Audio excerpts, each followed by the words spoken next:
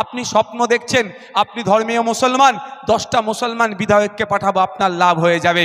এই তত্ত্বে অন্তত অন্য কেউ বিশ্বাস করুক আর নাই করুক, আমি বিশ্বাস করি না। কারণ পশ্চিমবাংলার বিধানসভাতে 43টি মুসলিম ধর্মীয় না তার ধর্মীয় পরিচয় হিসাবে 43টি বিধায়ক আছে, কারো মুখে শুনলাম না হিজাব নিয়ে সমস্যা হচ্ছে, এটা বন্ধ করতে হবে।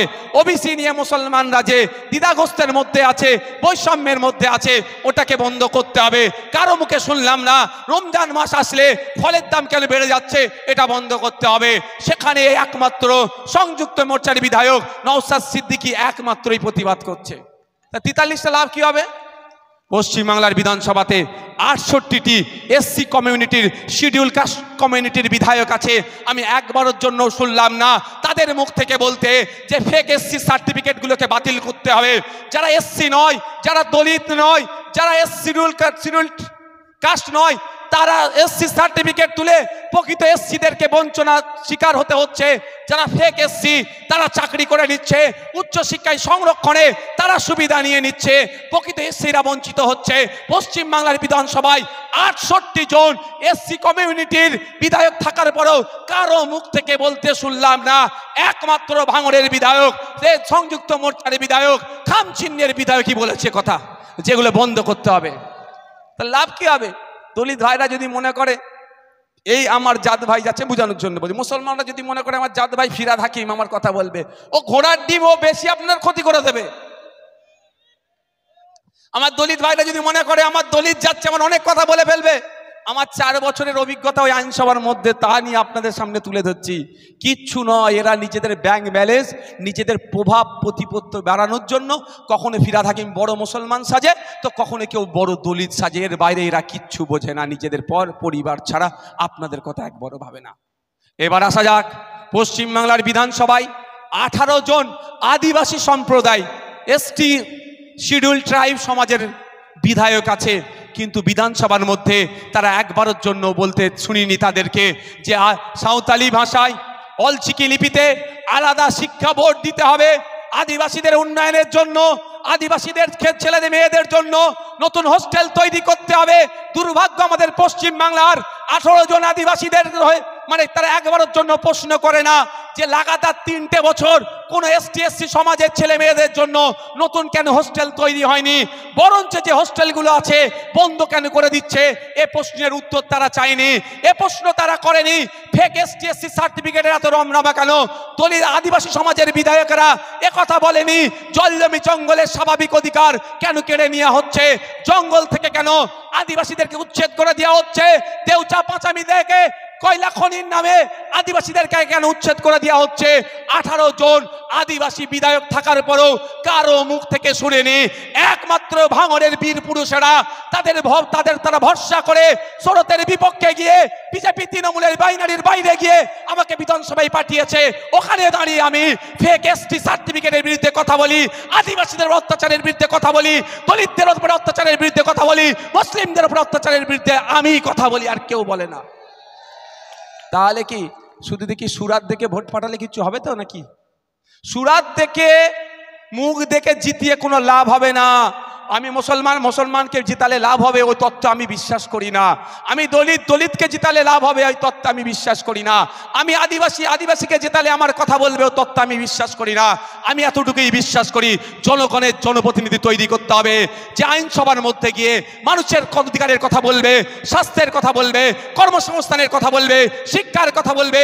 আইনসভার মধ্যে গিয়ে লিলি বিস্কুট কোম্পানির যে জমিটা আছে বেসরকারিকরণের চক্রান্ত চলছে, বিক্রি করে দেওয়ার চক্রান্ত চলছে, ওটা বন্ধ করতে হবে, বিক্রি করতে দেওয়া যাবে না।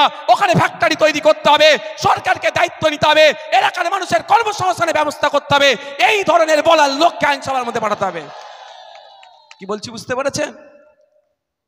আপনি আপনার মুখ, আচ্ছা আমডাঙ্গায় যদি আমি ভর্তি হচ্ছি 5 লাখ মানুষ আছে টোটাল, 5 লাখ মানুষের বিভিন্ন সমস্যা আছে, তো 5 লাখ মানুষ যেখানে আইন তৈরি হয় গিয়ে বলতে পারবে?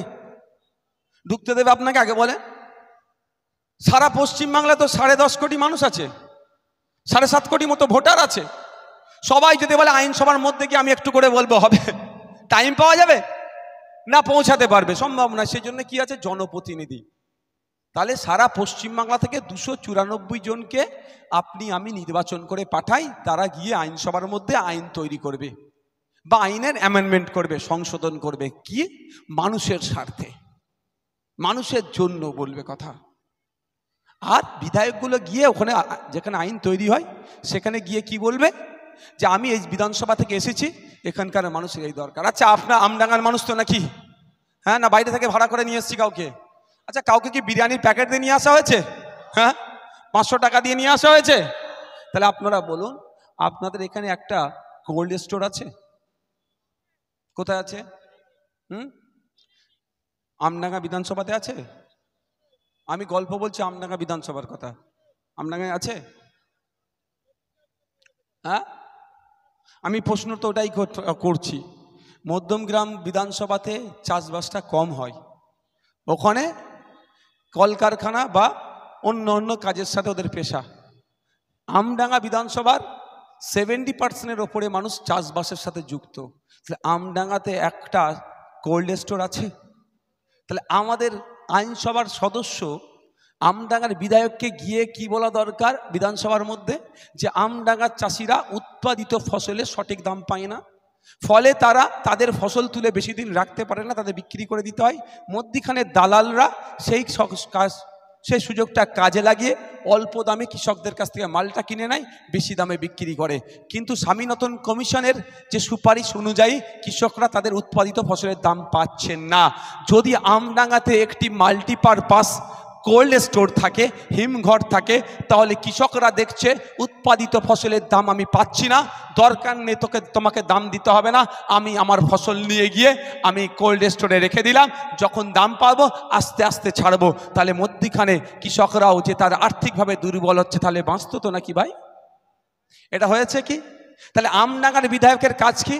আইনসভার মধ্যে গিয়ে যেখানে আইন তৈরি হয় সেখানে বলিষ্ঠ কণ্ঠে বলা, আমাকে যারা ভোট দিয়ে নির্বাচন করে বিধায়ক বানানোর জন্য মাস গেলে 1,21,000 টাকা যাদের জন্য আমি পাচ্ছি, তাদের দুরবস্থা হচ্ছে, তারা উৎপাদিত ফসলের সঠিক দাম পাচ্ছে না। কখনো গাজর উৎপাদিত হলেও গাজরের সঠিক দাম পাচ্ছে না, যা ফসলি উৎপাদন করি সঠিক দাম পাচ্ছে না। তাদের জন্য যাতে দাম পায়, স্বামীনাথন কমিশনের সুপারিশ অনুযায়ী যাতে দাম পায়, তার ব্যবস্থা করতে হবে। সাথে সাথে আমডাঙ্গার কৃষকদের স্বার্থে, আমডাঙ্গার চাষিদের স্বার্থে আমডাঙ্গায় একটা মাল্টিপারপাস কোল্ড স্টোর তৈরি করতে হবে। এই দাবিটা তার করার ছিল না? দরকার ছিল তো। তা না করে বাইরে বেরিয়ে কি বলছে, নওশাদ সিদ্দিকীর সাথে কি এআই এর ছবি দিয়ে দিয়েছে। নওশাদ সিদ্দিকীর অত খারাপ সময় আসেনি, অত খারাপ সময় আসেনি। এআই এর ছবি বসিয়ে কারো কাছে জুড়ে দেবো। নওশাদ সিদ্দিকী চাইলে এখান থেকে দিল্লি পর্যন্ত যার পাশে বসতে চাইব সেই আমাকে জায়গা দিয়ে দেবে, আপনাদের আশীর্বাদে দোয়াতে। কি গো, এটা ভরসা করো তো নাকি? এটা বিশ্বাস আছে তো?